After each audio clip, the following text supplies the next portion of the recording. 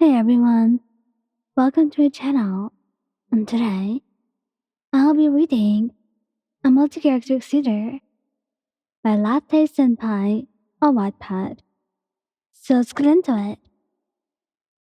Midoriya Izuku. Midoriya was not usually handsy or anything of that kind. He was usually shy, too nervous to initiate anything. But when he's in the mood for it, there's really no telling of how he will act. Sometimes, he can be very sweet and loving, but most of the time he's very touchy and out of hand. But usually, as soon as you're in his grasp, as soon as he got to touch you, he would calm down. To Midoriya, you were addicting, and you wanted to do it an arm's reach whenever he was feeling that way. Bakugou Katsuki, whenever it came to being handsy and touchy, it was not that hard to tell when Katsuki was in the mood for it. He always tended to be a lot more clingier and affectionate than he usually was, which wasn't really that much usually. He was not an affectionate person, and whenever he began to show more affection to you, it was obvious. Come on, Ryan. Just one more kiss. I know I said that about like 5 kisses ago, but you can't blame me for wanting you when you look like that. Katsuki teased. He were placing his arms around your waist, kissing you softly, and bringing you closer to him.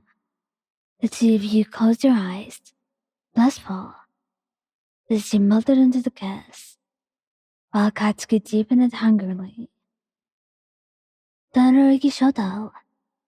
Although Shoto won't really tell you when he's in the mood, being too shy to do that, and too nervous to express his desire for you, you could easily catch on, since he always seems to be a lot more touchy than usual, even though he's a little bit shy about it. But he couldn't help himself. It was a little too difficult when he loved you and adored you so much. Especially when it taught him all about how to be affectionate with you, and he got so comfortable and used to it. So he's more touchy than usual. But when he's feeling like that, he will always be way more touchy, which was very noticeable. So, I'll handle your problem later. Let's just get to my dorm first. He said softly, as he noticed his hands making their way to the hem of your shorts. He really was not subtle. Not at all. But he couldn't help it, and he didn't blame him in the least bit. Kirishima Eijiro. Kirishima was not normally touchy. He was a little shy around people. So even if he was a fan of BNHA, he would try to keep it to a limit. So if he feels this way with people around, he will get himself under control. Until the two of you are alone. He always tries his best to play it off usually. However, the fact that he chooses not to touch you always rats him out. He's a little nervous and shy, sure thing, but usually, he would at least slip an arm around your waist. Sweetheart, it's not like I don't want to hug you or anything, but, you know, I'm pretty sweaty from working out, so let me take a shower first. He stumbled over his words. Cheeks flushed as he nervously mumbled out the lie. And then, he quickly ran to his locker room, wanted to escape and hide away, shame coursing through him. Kaminari Denki. Denki really didn't need to be in any mood to be touchy, as he usually was that way without anything. He loved you. And even though he wouldn't admit it, he was a little perverted. Not too much that it was bad. Just enough that he would know how to appreciate you, and admire you, and know that he was in luck when the universe picked him as your boyfriend. Though when he's really in the mood to be really, really touchy, he usually tends to tell you.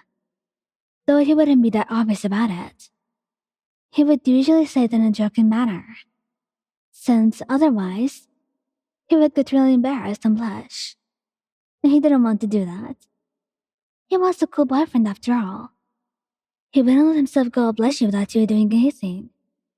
You know, it would be kind of crazy if we went to the storage closet. We could, nut and bolt. That was pretty bad, wasn't it? Denki laughed nervously as he held on to her wraps, blushing from embarrassment.